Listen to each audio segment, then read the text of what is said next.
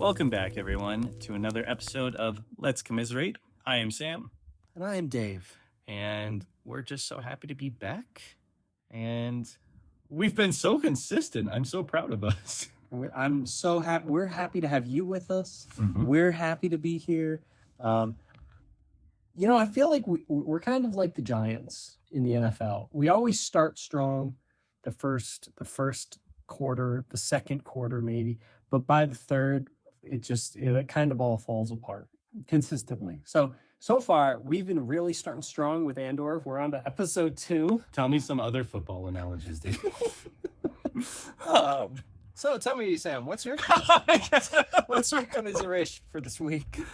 I am recording this on a new phone because I want to hear the story on this because it's a very nice phone. It's an iPhone. Yes. My wife and I were at the gym, and I set my phone down on one of the machines, and during my set, it got caught in the machine and crushed. Okay, what were you doing? It was like a tricep extension thing, and on like a cable machine, or yeah, like it's one of the Planet Fitness machines, and way to call out Planet Fitness. this I'm not calling that now. Net Golds. So this was 100% my phone. I only knew because I had my headphones on and my music just stopped out of nowhere in the middle of my set. And I did hear a crack. I looked down and saw my phone, and my phone looked like the letter J. Like it. What did you like put the phone on the I think I put it on like the belt. I don't know what I was thinking. Maybe I just wasn't thinking. But and you were like, yeah. And okay, wow. I instantly knew. I was like, no, there's no rescuing this. Like it is over. I'm sorry, okay, so Apple recently patented like a foldable screen, like I think like Samsung has. They've had the Z Fold for actually I've been there for 3 years. This is the third generation now. So the technology is getting better and better for flexible, Well, people wanted to bring back the folding phone. Like people really missed that. But they like the full touch. I was just trying to get ahead of the game. I was trying to like speed up the process for Apple. The thing is, if your phone's not designed for folding, it's not recommended that you fold your phone. It's not recommended. You're right. It is definitely not recommended. Please, ladies and gentlemen, PSA, do not fold your phone unless it's designed to do that. The good thing was I was actually overdue for an upgrade, and I had been needing to get that set up, but I was like, oh, my phone's not really giving me any issues right now. It was starting to. My phone was starting to get really slow. It was the iPhone 13. Yeah. And I can't finish my workout without music. I'm sorry. I'm one of the people. I just can't. I think you've seen my playlist probably. What was I listening to? I do have a workout playlist, but I've gotten to a point where I use that maybe half the time now. Now I kind of rotate between like my workout playlist, like my rock and roll jams, or I'm listening to some podcast, or I'm listening to a Judge Judy case while I'm working out. That works for me. Yeah, just like on YouTube, or Yeah, just put it on YouTube and I let the case play out. and you can just kind of visualize. You can hear it like I check it. Like I check the video during my rest times. While I'm in the middle of my set, I'm like, he was driving without insurance. He's gonna be found guilty. I just don't understand people that go to the gym and listen to podcasts. Like if you're on the treadmill, that's one thing because it's kind of monotonous. You zone out mentally. I'm like, I just need something to mentally stimulate myself. But like if you're lifting weights or if you're, like if you're doing skull crushers, I can't imagine listening to anything except hype music that would like help you focus on what you're doing. Well, there's something about Judge Judy's voice and negative reinforcement that gets you when she's like shouting, "You're an idiot and you're a moron." That like during a set, it's like, okay, I'm gonna prove her wrong. So you're qualifying Judge Judy as a drill sergeant. Oh, 100%. 100%. So anyway, my phone's crushed. I can't be listening to my music or anything. Right. But I knew I was immediately due for an upgrade. I go over to my wife, who was on the treadmill at the time, and I just said to her, we need to leave so I can go buy a new phone. And she was like, what? I held it up to her. She was like, oh my God. And she was done with her workout anyway. She was like, yeah, no, It's it's done at that point. And so we there was an AT&T right nearby. I just walked in. I said, this is what happened. And thank God I was already due for an upgrade. But you're already an AT&T Yes. subscriber, so you can just kind of Yeah, so it was right then and there. new phone. They were like, what? Are you able to back anything up? Oh yeah, no, like I had done. Everything was on iCloud. Yeah, my iCloud, automatically backs up. Okay. And Wow. she was like really nervous about that. I was like, no, I've never had the lady who was working with me, I never had any issues with that before. And yeah, I had a backup from that very morning. Okay. And so we were able to move everything over pretty seamlessly. And she said for, I think it was an extra $5 a month, I could upgrade to the iPhone 16 Pro Max. That's like the biggest one you can, and newest one you can get right now. It's And kind of nice, and I told myself, you know what? I have never had ever like the newest phone of everything. Ever. I've never. Okay. So I've never had the newest phone model of anything. So I said, you know what? For an extra $5 a month, it's my turn. I deserve it. It's my turn. So we went for it. And that was me last year. I upgraded to the 15. and that's right. It had literally just released like the month before. Mhm. And I was like, you know what this is? I'm like, it's like an extra $10 a month. Yeah, I want the latest and greatest. Yeah. And I was okay. So it has an ultra wide camera. Have you played with that? It is. I mean, It's not just wide. It's all the ultra wide. I think it's just the 0.5. It's like the ultra. It's like the ultra zoom. It's like the ultra zoom. It's like a 15x zoom. digital or optical? No, optical. You're kidding. Yeah, I was testing it out there. I was at the park the other day, and there was an emergency at the park. Somebody was getting airlifted out of the park. Oh. So like a bunch of us, we were gathered watching it happen. So I'm recording it, and as the helicopter's taking off, I was like, terrible, but I'm zooming in, see how close I can get to the helicopter as it's flying away. I was like, it actually works really well. I hope it's okay. I can see the pilot's pupil. Yeah, the pilot just winked at me. He's like, when I was at the AT&T shop, I was okay. I'll pick out a case right here and now. Don't buy a case from the store. No, don't do it. Like, yeah, and I asked the girl, I was like, oh, what type of case do you recommend? She was like, well, do you drop your phone a lot? I said, don't. Just because I came here with a phone that I myself damaged. I may have a phone that's in literal. Still judge me. I was like, I mean, yeah, I do. Okay. I just said I recommend the Otter. I know Otter is a good brand, but I'm sorry, I'm not spending $80 on the thing is, phone case. and it's worth the investment. If you have a brand new phone that literally this thing, if you buy it outright, it's what, $1,200? I think so. Something like that. So literally you're paying 10% on a case that is gonna protect this thing in case of a car drop. If you hadn't had an OtterBox and you did Could a I- machine, I don't know. that again. Yeah. Before my next Box, sponsor us for a new case and we'll test this. And we'll before my next vacation, I will get a nicer case. But I just went with like the $20 Amazon line. we just need a case. It did get me thinking though. When we started our podcast back in summer of 2023, I think that was right after I destroyed my last phone, and I think I told that story on the podcast. You did, yeah. When you went swimming. I went swimming in the ocean in Puerto Rico. And And yeah, that was incredibly stupid of me. So who knows what story I'll be telling about this phone's demise in the future. fantastic. But how was your week? How goes the wedding planning? Oh, it's coming along. It's been a kind of a busy week. I've actually been working with my dad, odd jobs here and there. He got a new project up in Hyde Park, actually. Oh, They're renovating a facility into a nice little private practice medical office. It used to be some holistic wellness center. So it just kind of there's peace signs, like yin yang symbols on the floor, baked into the tile. sounds very relaxing. We were taking down some walls and they had charms in the wall. And they were like, okay. And the owner asked for those back. So we collected them up but we were busting out walls. We were making, framing, we were running Ethernet. So a lot of for any guy, like you need to like do some physical hard labor, construction style, break a sweat.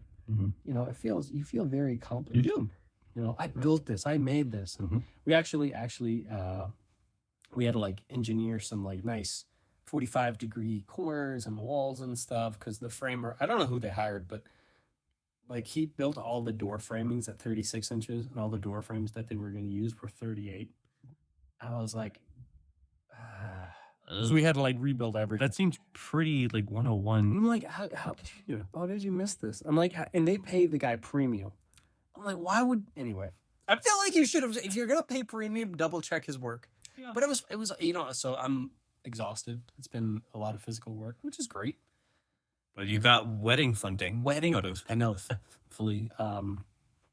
Yeah, the wedding planning is coming along. We got the venue all set up. We have, actually my mom is helping like organize like the catering. So everything's coming together. We got the speaker. Jesse's got all like the little boutonnieres and the flowers together. She's actually making her own dress. I think I mentioned that. That is you didn't mention crazy. Wow. So I was like, "Are you okay?" Like she's like, "No, this is like a thing I want to do. I've always wanted to do it." Because she's a seamstress, yes, and she can do that. But it was really upsetting. She ordered. Did I not mention this? No. So she had ordered this fabric. From I think like Ann's or something, and she was like, I want to get like an ivory, satin, blah blah blah. And then the order kept getting delayed, and she was like, what's up with this? So she did like the ship track after like a week or two, like the tracking number and stuff, and it had been sitting in LA for the last like month, and it was like, oh, so she just canceled the order. Okay.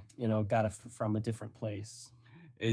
So I feel bad for whatever warehouse workers out there. Like, we need to get these packages out. Yeah. The fire is almost here. I mean, no. Is she getting it like rush delivered? No, yeah. Finally reordered. Got everything. I do have one question. Is her dress going to be ivory? It is. Okay. You need to make sure you wear an ivory shirt. Did we talk about this? We talked about. Okay. I'm saying it's a real thing. It's a real thing. No. Because I got a Charles Twitt. Yeah. Ivory colored. Okay. It's very nice. I tried it out the other day. For our listeners, Yep. I learned this from working retail. Tell us why, Sam. Why, if Emma's wearing an ivory dress, the groom should also wear an ivory shirt? If the bride is wearing an ivory dress and the groom is wearing a white shirt, then it's going to make it look like her dress is really old and stained, like her grandmother gave it to her. So get an ivory shirt. I just don't understand why people go with ivory. In the pictures, it's going to be noticeable. Because it looks old. You don't understand why people go with ivory? Are you insulting your fiance's choice of dress color now? No, she made her decision. Like, what kind of idiot? I'm wearing an ivory shirt, bro. Okay. I want to rewind a little bit. What did you call them? Boutonniere. Boutonniere. Boutonniere. Yay! Everybody in the back. When did we move to France? Boutonniere. Boutonniere. Boutonniere. Boutonniere. Boutonniere. Boutonniere. Get out of here. Just walk out the door. Yeah, so everything's coming along. That's good. So, all right. Well, yeah. Then let's move. I don't think, actually, we don't really have any commiserations. Like, life is... I mean, I did... pretty good. I did brush my teeth. No. Yeah, I guess you did. I don't think I have anything to complain about. It's okay. I'm selling a car next week. I'm sure you'll think of something. The car you currently have? No, my old car. Oh, I thought you already sold that. The one Michael's using. No, I gave it to my little brother. Michael's using my old car because his car blew up. Remember when he came down like 2 months ago? He was visiting and then he was driving home and he got to like the exit in Newburgh and the car literally just... like the engine blew up? Yeah, he had to like pull over, get towed, the whole bit. OEM, Honda, timing belt blew up. Just the whole thing just shredded. But I thought you had already sold your old car, or someone was using it. Yeah. Okay. I thought you had actually sold it then. Are you a nice person? Because then you had to tell that guy, like, hey, I need that car back. Yeah. Well, he didn't need it anymore. He was gonna. Okay, this This is so convoluted. this isn't a No, good word. How's the Luland? Is that that's the good word? You can look at. Convoluted. No. Do we have a list? Because I feel like he shouldn't have a I can repeat. I can feed all of our transcripts into ChatGPT and have it compile a list of our good words. The word convoluted is an adjective. Oh, thanks to Copilot. The word convoluted is an adjective that describes something that is complex or complicated. It is often used in a negative connotation to describe a piece of writing or rhetoric that is lengthy, dense, and difficult to follow. So the process of selling your old car Was convoluted. is a little Anyway, I'm not going to go into it now. Oh, yeah. It is. I'm selling it next month, so I shall be free of it. Rid of it. But your brother's been using it. My little brother has been. I see. Well, let's just get into Andor. All right. I need to pull out. Let's go. This is something that we might have heard. Episode 2, which I believe is entitled "That Would Be Me," right? I'm pretty sure. That's what we're calling it. Yeah, well, you're starting. So is it you? Are you talking about this? No. I'm just making sure I have the right episode title. Oh, right. That's the Andor, episode the 2, title. and that would be me. Yeah. I'm not saying that would be me to discuss it. I'm saying that's the name of the episode. It could have been me. Anyway, yeah, when we left off the last episode, I remember there wasn't too much that I feel like happened in the last episode, but Cassian is on the run. Somebody, or maybe I'm getting ahead of myself, but he's hiding out on Ferrix. We are back on Ferrix, which will become kind of the anchor planet for this series. For the episode. Without giving anything away. I mean, spoiler alert. But yeah, there's heavy spoiler alerts on this episode. Without giving anything else away, Ferrix is kind of going to become the anchor series for this planet. Like, kind of like how Tatooine seems to be the anchor for a lot of other The shows. entire series? Yeah. Is there any other planet? It's a backwater wasteland. Every series takes place on Tatooine because it's cheap and easy to Oh, it's a depth. it can do. And Ferrix, while not like, it's not a clone of Tatooine, it's kind of like a Tatooine 2.0. A little more built up, a little more Inhabitants hot. It's basically, Still have a lot of sweaters. Yeah. And coats. Like it's chilly. it's Tatooine with less sand. Yeah, pretty much. But we check back in with some of the characters we met in the last episode. We go back to Bix and her boyfriend Tim Mama. I love some of the opening sequences, like shots here, because we see like the planet Ferrix. We see the man for whom the bell tolls, like the guy with the hammers, and he's like the clock tower chimes. Yes, it's chime. We see a junkyard where Cassian stole the ship. We see Brasso hanging up his gloves, like coming home from work. We see Cass wandering the alleys, like just the world building. Mhm. Again, it's like the director cared about not just the plot line, but just the story, like the characters, the world that they live in. Mhm. And it just kind of shows in the cinematics. Yeah. So back with Bix and Tim Mama. Tim with 2 M's. Tim's like, do you want to have dinner tonight? And she's basically saying, boy, I told you I can only handle your accent one night a week. Okay, now like back up off me and let me live. I feel like he should be picking up on these signals that she's putting out, but not apparently. And word gets out that the authorities are looking for Cassian. So Yeah. So she goes to boot up a computer. She shuts it down once she realizes Tim is there. She realizes there's actually like a security bulletin looking for one male from Canary. Any information, notify the police immediately from the Primordia. Cassian goes back to his adoptive mom, Marva, and she is livid because That was pretty deep. he let it slip that he is from Canary. And I had to ask myself, I didn't go back and look for this, but did he say in the last episode that he was from Canary? Like when he was on that other?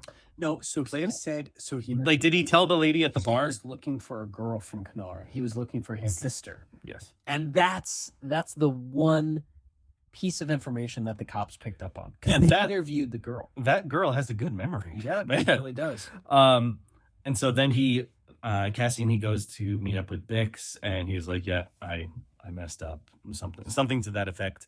And of course, Tim sees them talking at the exact moment they happen to be touching hands, and he is not happy about that. And in a jealous fit, he goes to turn Cassian in. I was thinking the things you will do when you're feeling insecure in your relationship. Yeah, so he slugs a drink. He goes to a phone booth, and they cut early, but you know exactly he's calling the cops. Yes. Like he's being a snitch. He's being a little stooly, and he's gonna snitch Cass out to the security agents. Mm-hmm. So they get the report from Inferix about Cassian. They get his name, his picture, his holo. Mm-hmm.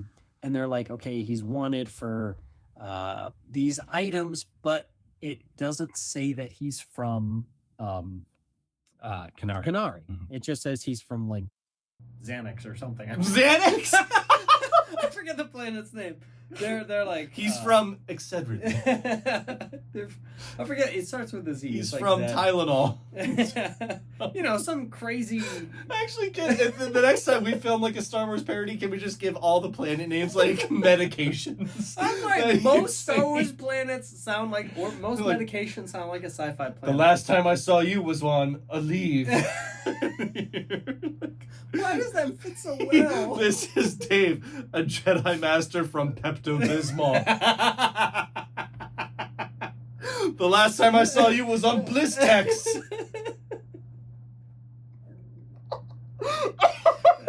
Quickly, we must leave immediately for the planet of ibuprofen. We're about 20 parsecs from Colgate. It's not as funny as we're making it sound. It's not, but it's Whew. a little fun. Okay, so we go back.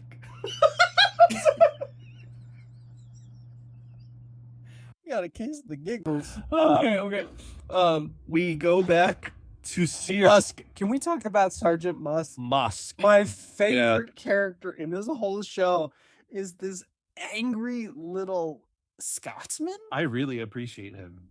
Of course, I This did. is my favorite character. Yeah. So Cyril calls in, I guess Sergeant Musk. He's like a task force leader for like not breach and clear. What do you call it? It's like a I don't know. whatever this private security company have. They have like this SWAT team, and Sergeant Musk is like the sergeant of. He's hilarious, and he's a bad influence on Cyril because Cyril like has these like overarching very ideals. He's obsessive. He's and Musk is just this like he's this little army sergeant, so he's kind of like, oh yeah, you need to come in with a firm hand. He is his hype man. Oh, it's And I love it because Cyril recruits him basically to be his sidekick. And Musk, he is 100% on board. And I appreciate it because he kind of gives Cyril the self-esteem boost that he needs.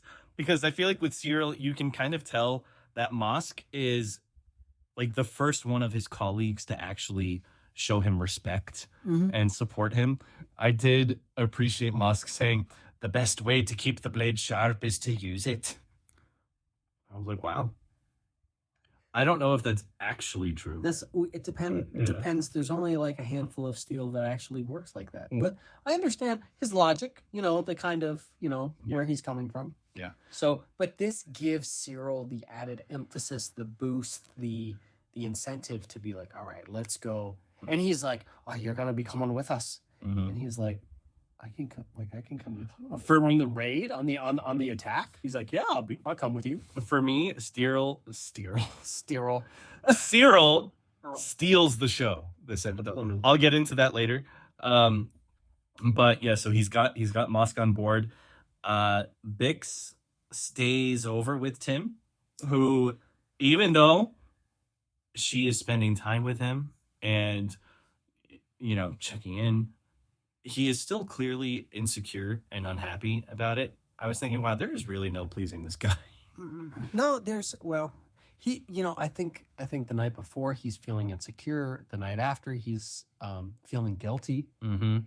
Because he kind of comes out of his stupor. He realizes but then later on I don't want to get into episode 3 yet. Yeah, don't get into episode. Okay, we don't want to spoil it. Stay tuned for episode 3. But there's a couple of flashback sequences back to Canare. So they're like the band of kids, they find a crashed spaceship. Like the eldest girl goes down to investigate, and one of the survivors from the crash wakes up and blasts her. Yeah. So like all the kids kind of, they defend her. They take her, I guess, her body back to the camp. But then Cassian is the only one that remains. Like he's the only one that stays behind with the ship. Now, I have to be honest, these flashback sequences that we see in these first 3 episodes do nothing for me. No? Nothing. I feel like they could have all just been summed up in 2 sentences that Marv could have told Cassian. When I rescued you from your home planet after your village got destroyed, you were just a boy. That would have told me everything I need to know.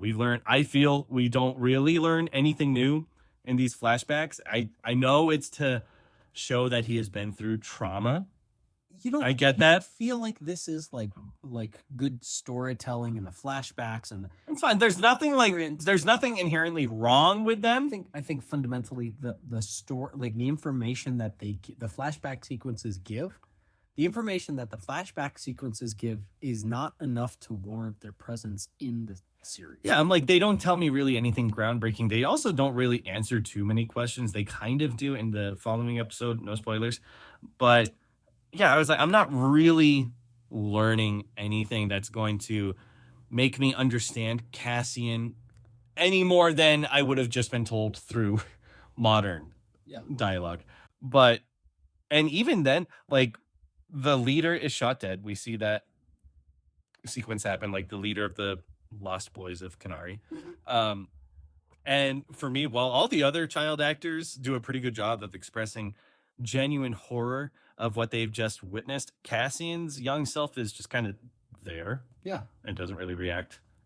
I think that was kind of fundamental to the storytelling. I'm sure it's intentional. I think all the kids are like, oh, this is happening. And Cassian, he's kind of like glazed over. Like it doesn't affect him in the same way.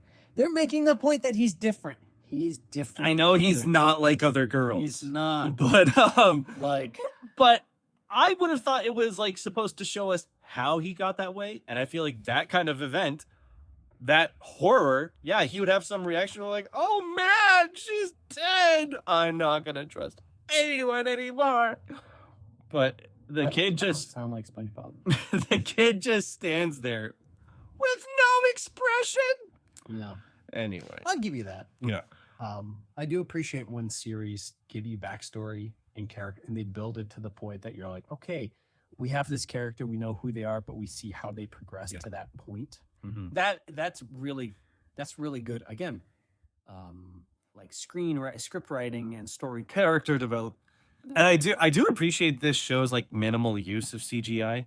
It was, I think, the first Star Wars Disney Plus series that didn't use like the giant video wall that they used in Mandalorian and Book of Boba Fett. They just made regular sets, and for me, I'm like, I feel like it shows. Yeah, because there's something about a video wall, even though like you can see things, it's not there. It's kind of intangible. So it's like, I feel even for the actors, like having a real set that you can touch and that you can feel and stuff, like that's real. I'm sure it was very convenient during pandemic when traveling wasn't so easy. Mm-hmm. But now I don't think it takes all that. All you need to do, like this show proves, you just need to put all of these great actors in a room together and just let them actually off of each other. Learn anything from 12 Angry Men. Oh man, I love that movie so much. Tell an amazing story without a set.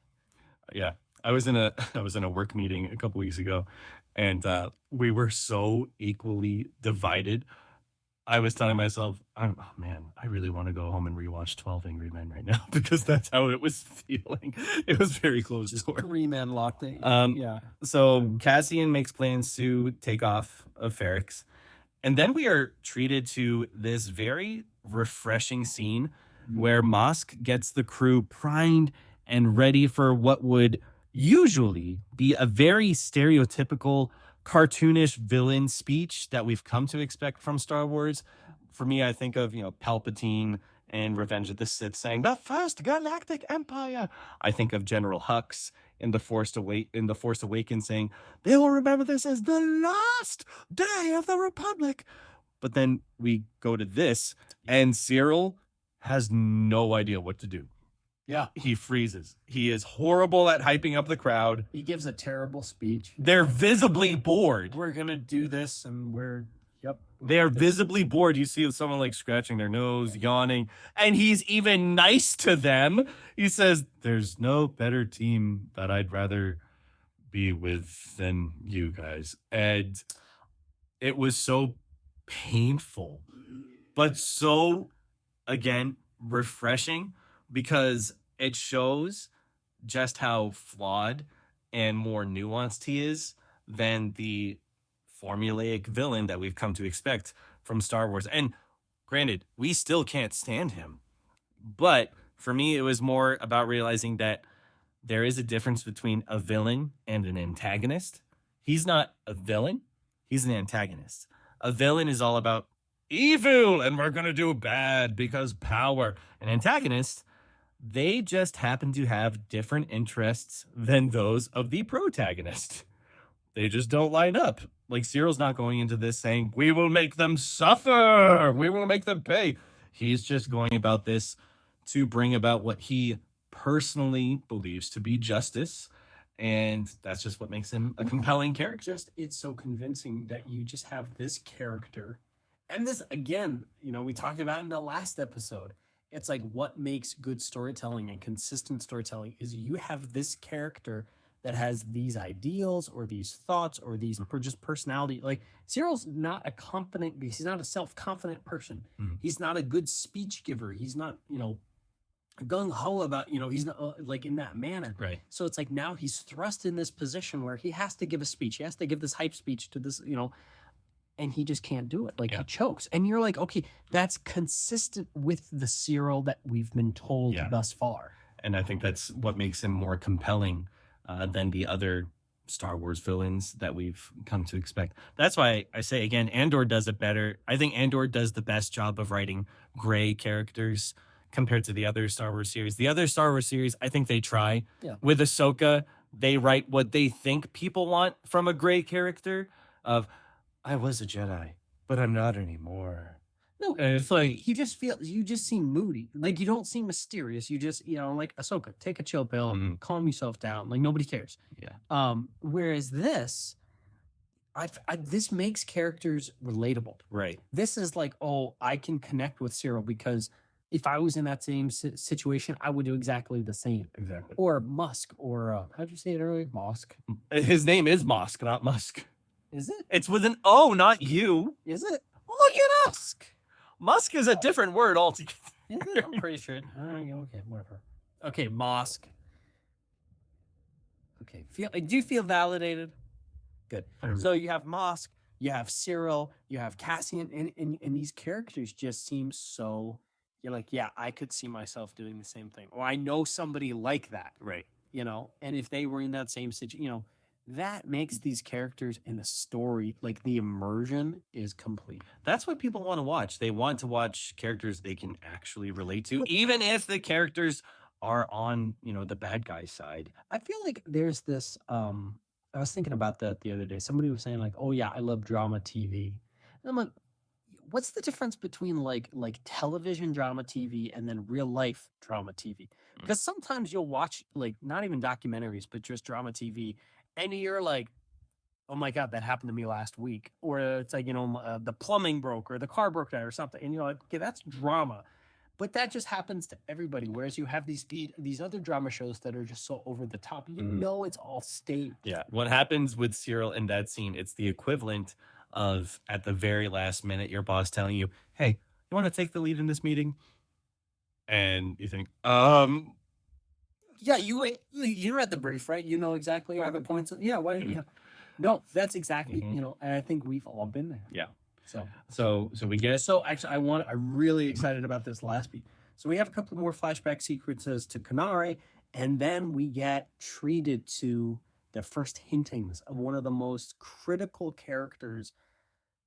And we're gonna talk. I don't want to give any too many spoilers now, but one of the most critical characters in not just Andor, but the entire rebellion. Yeah. The entire rebellion that we know and love from episode 4, Luthen Rail? I don't know his last name. I didn't even know. I forgot his name in this episode. I just wrote Stellan's character because he's played by Stellan Skarsgård. So they don't actually introduce him yet. They just have a couple of wide shots. They have him like on a making small talk to He has one conversation, yeah. He is hands down the like most critical character of this entire show. I know we love Cassian and stuff, but Luthen I think has one of the most like deep characters in this entire thing, and he's done such a good job. Played by what's his name? Stellan Skarsgård. He does fantastic. We can't talk too much about how good of a job he does without getting into future episodes, but you are right.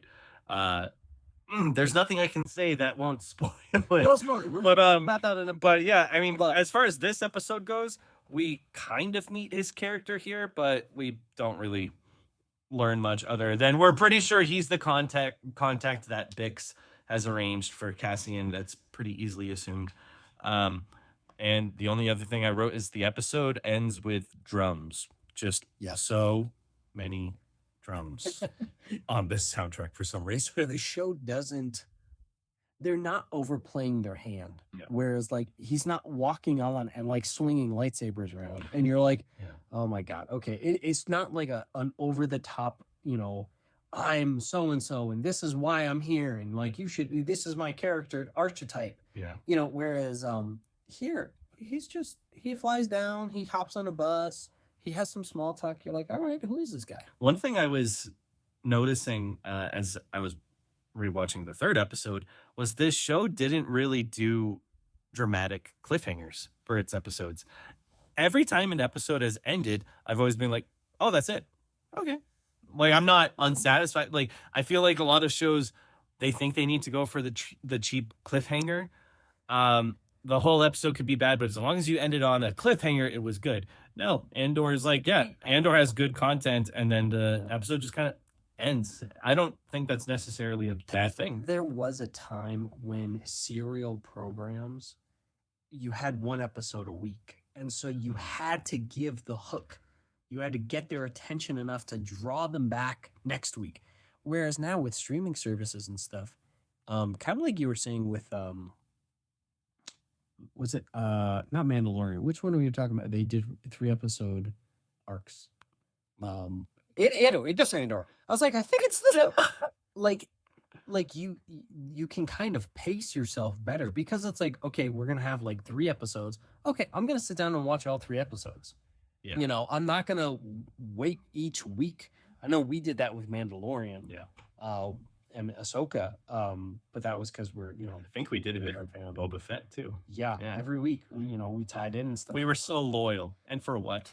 But for most like streaming platforms now, people sit down, they binge a show. Literally, they watch the whole thing over a weekend, and then that's it. So there's no need to have cliffhangers when I've already decided I'm going to, isolate myself this weekend and watch the whole series. Skip recap, skip the intro, and just keep watching. Actually, we didn't talk about apparently the rumored release schedule for Andor season 2.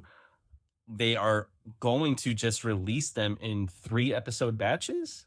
Was that? Yeah, Yeah. We were messaging about that. Yeah.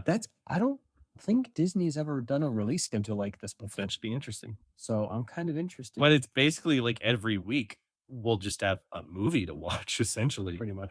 I think our podcast reviews for that are just going to have to be chunks like that. We'll just do movie reviews. I mean, we're up season. I have no problem with that. Well, yeah, that was So don't do it. Episode 2. That was the whole.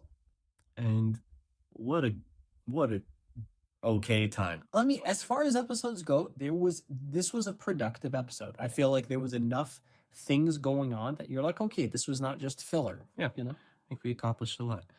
And we will tune back in next week for episode 3. And keep in mind, with every episode that we review, we are getting that much closer to season 2. So keep watching with us and let us know your thoughts. Oh, and subscribe and follow and all that stuff. We never say that. We probably should. Hey, everybody, smash that like button and give us a subscription and subscribe. Give us a Subscribe. Subscribe down that. Maybe there's a reason we haven't done that. Does Spotify have this? You can follow a It podcast. has, you can follow, but can you like an episode? I don't think you can. But this goes on YouTube as well. Oh, yeah. Sorry, I'm new to this. Yeah. So smash that like button. Give us a follow. Okay, bye guys.